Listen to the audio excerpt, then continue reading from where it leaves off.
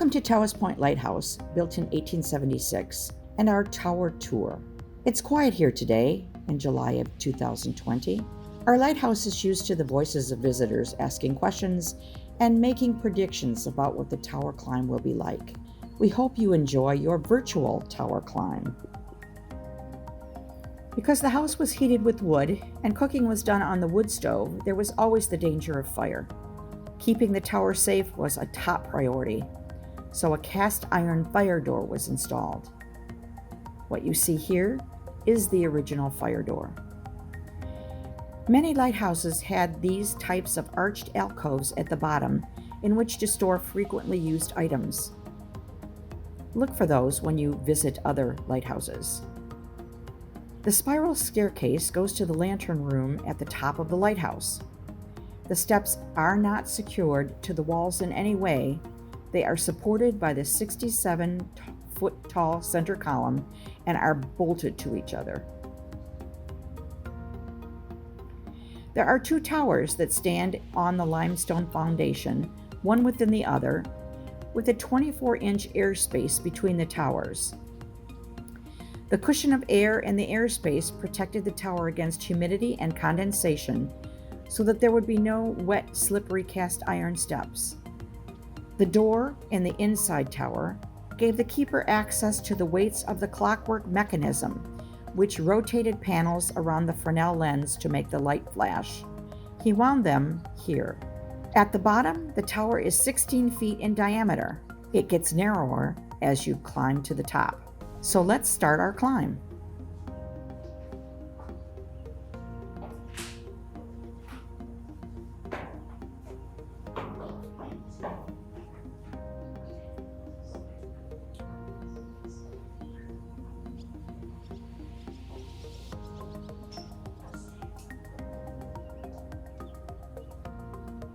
Welcome to the first landing.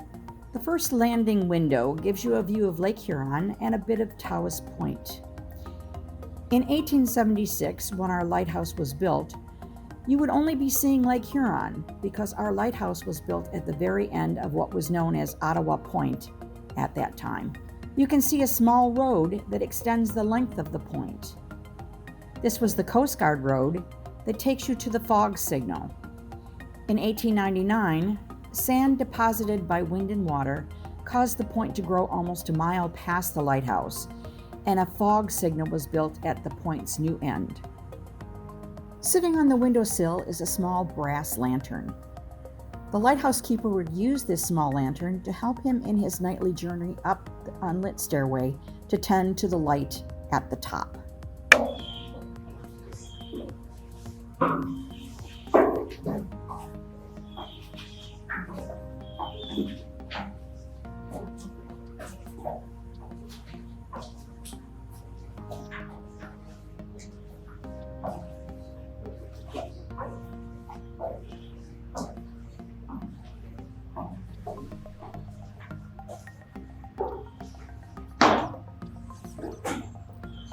Welcome to the second landing and a beautiful view of Tawas Bay. Across the bay are the communities of East Tawas and Tawas City. It's about 3 miles across the bay to East Tawas.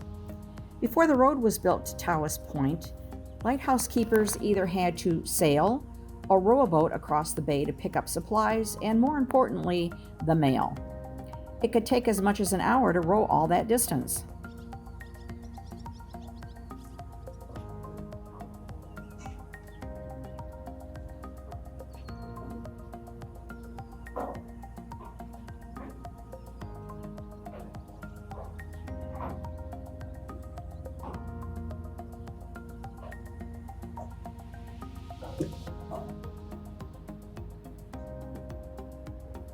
Welcome to the third landing. We're almost to the top.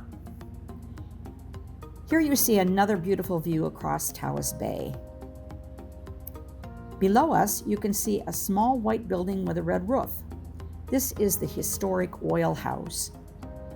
When lighthouse lantern fuel switched from safe whale oil to very flammable kerosene, in 1898 the oil house was built to store the kerosene away from the main building.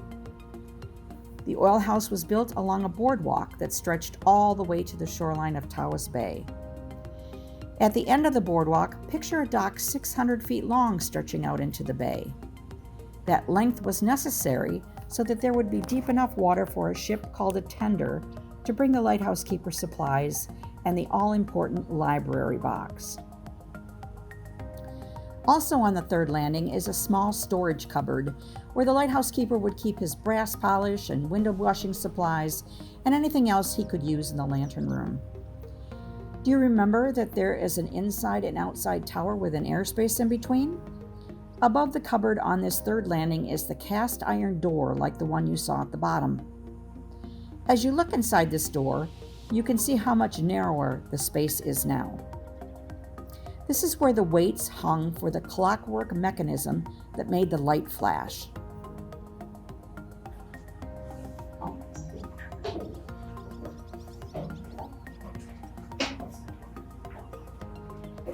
We've made it all the way to the top. We just climbed 85 steps. There is a weather station at the top of the tower to record wind speed and direction. Tawas Bay has long been considered a harbor of refuge, a safe place for ships to seek shelter in storms, especially when the winds are from the north or northeast.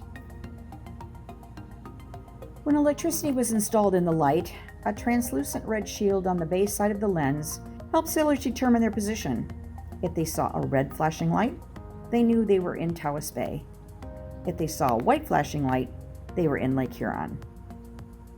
When looking out onto Lake Huron, Charity Island is often visible 16 miles out in Saginaw Bay. There is an inactive lighthouse there, Charity Island Light. It was built in 1857, 20 years before our current lighthouse. On a clear day, especially in the spring and fall, wind turbines can be seen on the thumb about 26 miles away. Even though they look like they're in the water, the closest one to shore is really a mile inland. From the tower at night, the red lights at the top of the turbines can be seen blinking in the darkness. Although there isn't anyone out there today, Tawas Point is one of the best places in the United States to windsurf. You can often see their colorful sails zooming over the water. There are two shipwrecks off the point, the May Queen and the Table Rock.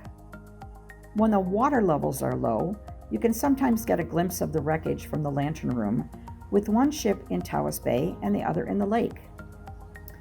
The outside of the lantern room, surrounded by a railing, is known as the gallery. The lighthouse keeper and his assistants would hang from ropes attached to the gallery railings to paint the tower. The keepers were often on the gallery washing the windows or scraping ice and snow off the windows in early winter and late spring. The airspace between the two towers acted like a chimney, carrying air to the lantern room. The flow of air was controlled by adjusting the opening in the brass vents in the wall. Before electricity, it was important to keep the flame burning as brightly as possible and with the least amount of smoke. The keeper sometimes had to make multiple trips up to the lantern room at night when the weather changed. The lighthouse is situated so that we can see both beautiful sunrises and sunsets. Looking back toward the campground, you can see the inland lake that is popular with migrating waterfowl. The original lighthouse on Ottawa Point, built in 1853, used a Lewis lamp to produce a light, but it was not very bright. Eventually, a fifth order Fresnel lens was installed.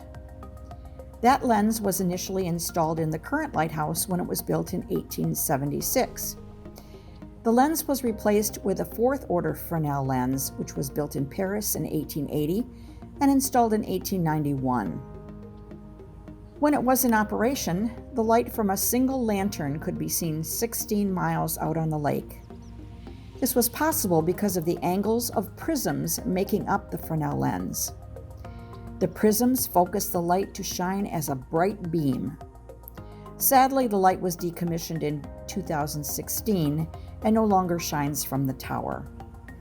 Before electricity was installed, the keeper would carry a lantern or a pitcher of fuel to the lantern room and open a door built in the side of the lens to add oil or change the lantern. Our beautiful lens remains a source of pride at our lighthouse. time to head back down. We hope that you have enjoyed your virtual tower climb. We hope you can do it in person in the near future. Now here's a short quiz for you. Answers can be found on the website on the Virtual Lighthouse 2020 page. Question 1. Why did we need a fire door? Question 2. What is the purpose of the airspace between the inner and outer towers? Question 3. How high is the tower? Question 4. How many steps do you need to climb to reach the top? Question 5. What order Fresnel lens is installed in the lantern room? Question 6. What cities can be viewed across the bay from the lantern room? Question 7. What is the name of the island that can be seen from the top of the tower?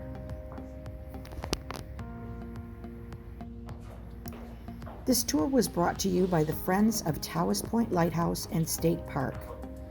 Be sure to visit our website at www.tawaslighthousefriends.com. Also follow us on Facebook and Instagram.